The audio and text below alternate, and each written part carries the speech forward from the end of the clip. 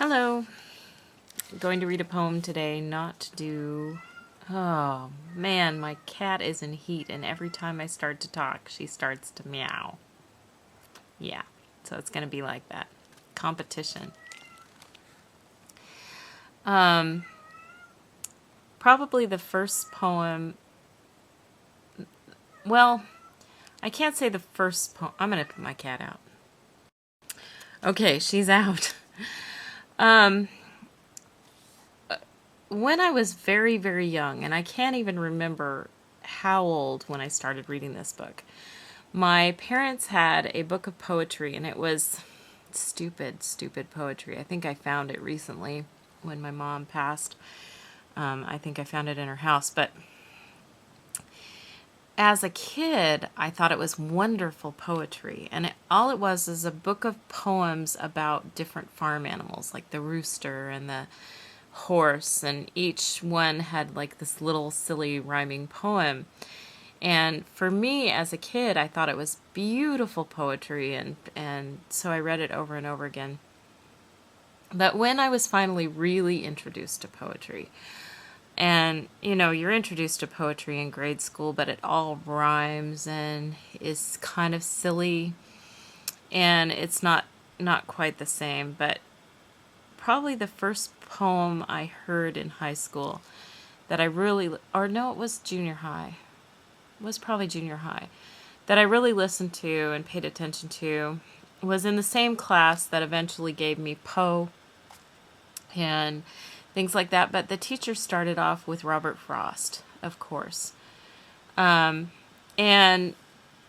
there were two poems that she covered by Robert Frost. One was After Apple Picking, and one was The Road Not Taken. But The Road Not Taken was the first one because it's the easiest to understand, and it's the easiest for kids to understand, especially at that dreamy age where you're planning to be anything at 12 and 13, where the whole world is full of possibilities and there are no doors closed yet. So the first poem that I heard and that I fell in love with was The Road Not Taken by Robert Frost. So that's the poem that I'm going to read today. And as you get older and you make decisions and you come to paths in the woods where you have to go one direction or another, you always wonder, or at least I have wondered in my life, did I do the right thing? Did I take the right path? Is it going to end up in a good place? And the jury's still out. I don't know. I don't know if I did the right thing. I know that I tried to do the right thing and tried to make good decisions, but so many of them have ended up tragically wrong, and you end up bumping up against your own